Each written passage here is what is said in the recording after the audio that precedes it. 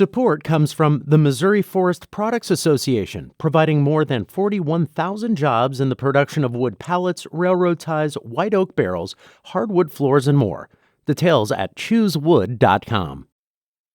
From St. Louis Public Radio. This is St. Louis on the Air. So they're recruiting these kids to go out and steal these cars, and then they sell them off to other criminals to be used in other criminal acts. We're way past the days of when kids would steal cars to joyride. They're not joyriding. They're going out and they're using them to smash into dispensaries, to commit other burglaries, do drive-by shootings and assault people. They've had a system that is susceptible to theft this entire time and done nothing about it. Let's put blame where it's due. Kia and Hyundai are not stealing your cars. The bad guys are. But why is it that these Kia and Hyundai models are so susceptible? I'm Emily Woodbury.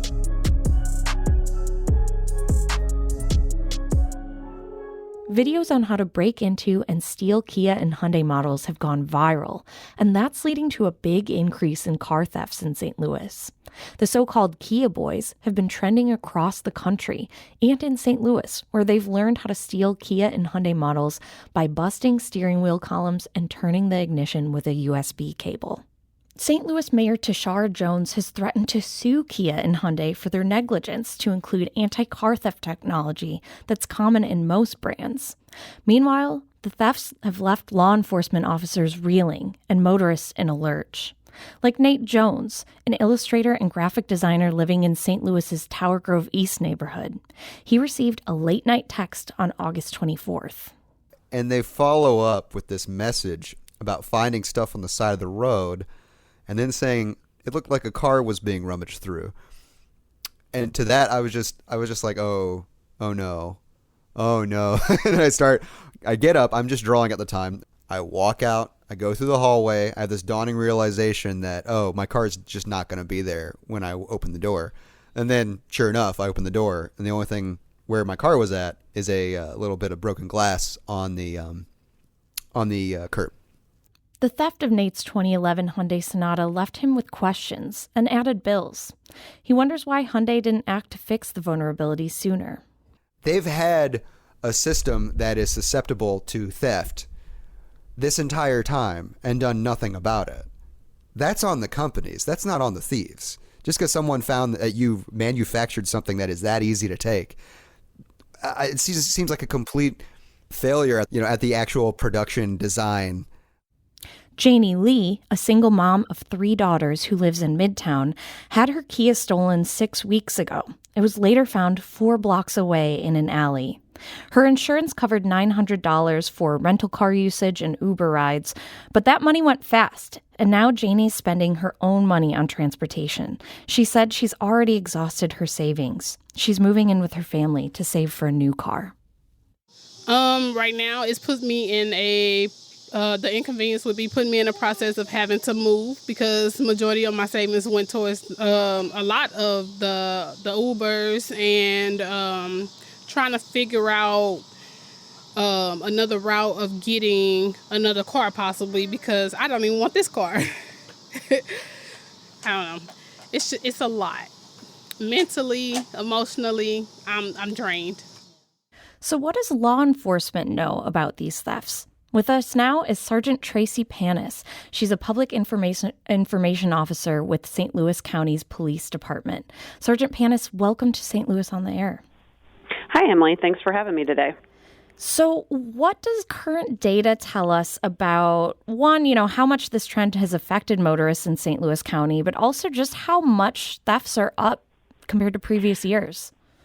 We are seeing a very significant increase in thefts of vehicles, specifically the Hyundais and Kias. And yes, this is a big problem in our area as well as nationwide and has been a problem since the 2011 models came out. So your victims that you spoke with previously are absolutely correct that Hyundai and Kia should have done something by now, but they haven't.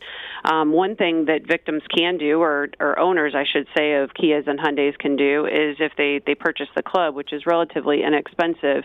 And what that does is it does, it's not 100% effective, but it does help to deter the criminal from breaking into your car. When they see that on your steering wheel, they know it's going to take longer to try to steal your car than the one next to it that doesn't have a club on it. So that is serving as a good deterrent, and we are suggesting that Kia and Hyundai owners go out and purchase those to try to eliminate the threat of having your car stolen. And for those who haven't seen these Kia Boyz videos, and I know you don't want to go into too much detail, don't want to give a guide on how to do this, but why is it that these Kia and Hyundai models are so susceptible? Well, and I don't necessarily understand the specifics of how they are stealing these vehicles, and I also don't want to really get into it. I just know this has become a bigger issue in the last year or so because of some TikTok videos and some other social media videos that have been put out there. But ultimately, it's the criminal. I mean, it is the bad guy who is getting into your car and stealing it. It's their responsibility. And Kia and Hyundai could do something, yes, but again, let's put blame where it's due. Kia and Hyundai are not stealing your cars. The bad guys are. So we really definitely need to keep that in mind and try to prevent ourselves from becoming victims. And who is stealing these cars? What do we know about these St. Louis-based Kia Boyz?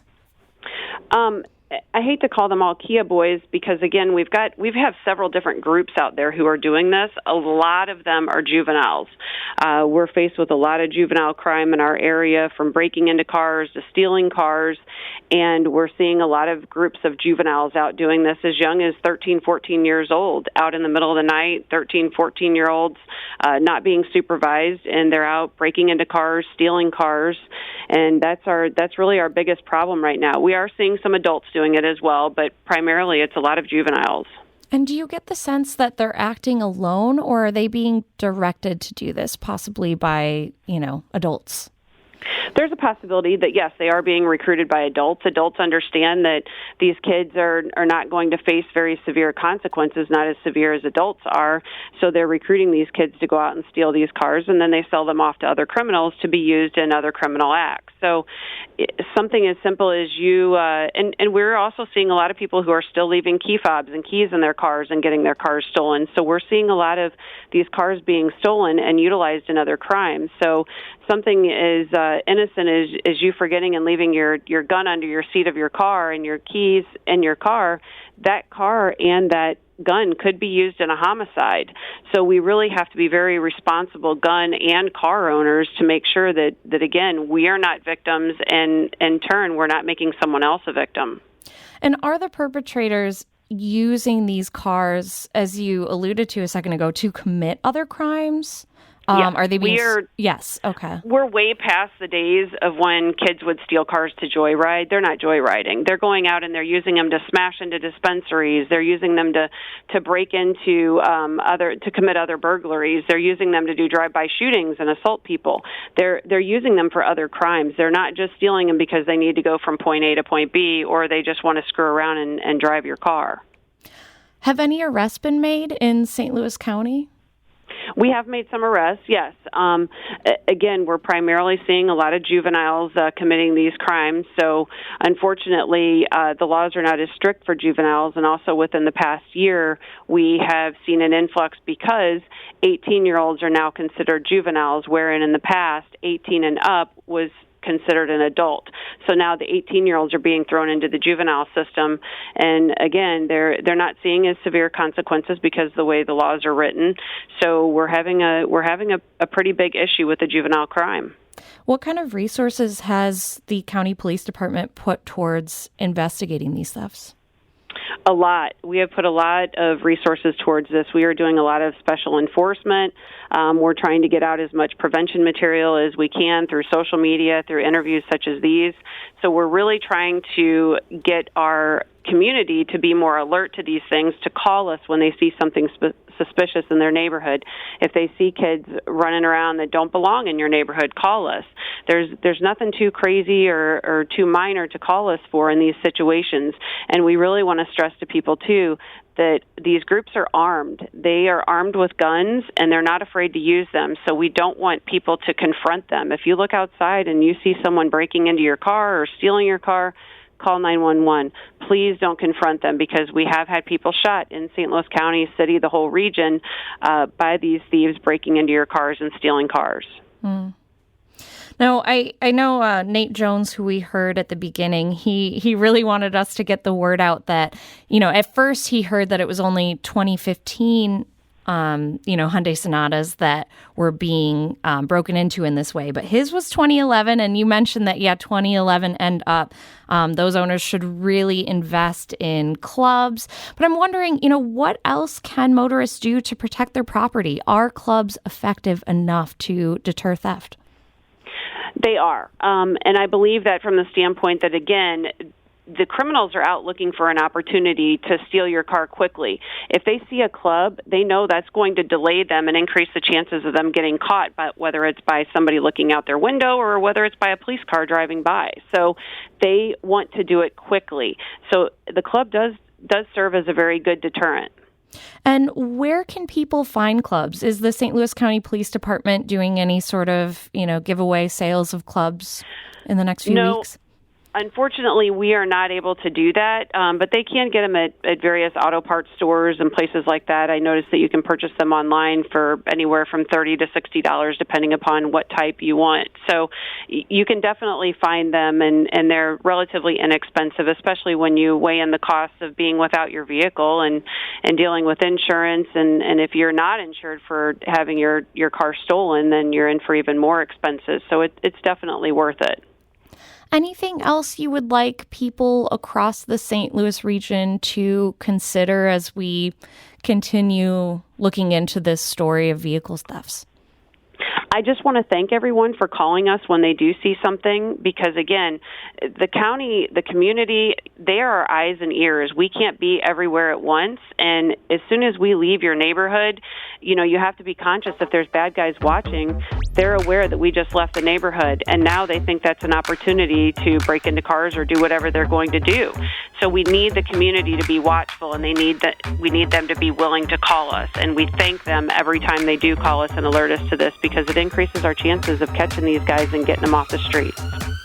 St. Louis County Police Department Sergeant Tracy Panis, thank you so much for joining us today. Thank you, Emily.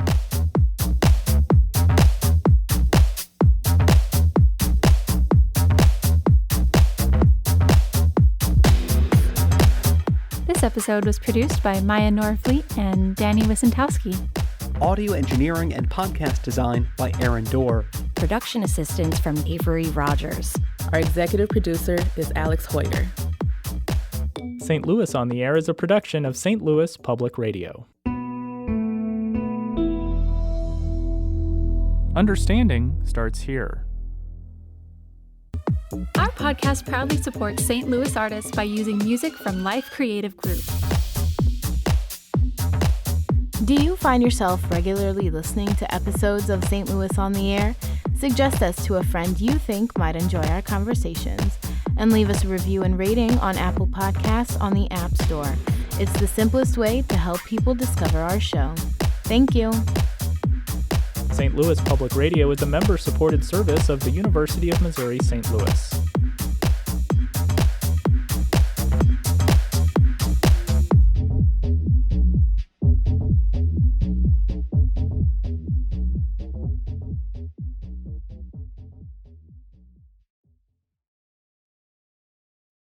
Support comes from the Missouri Forest Products Association.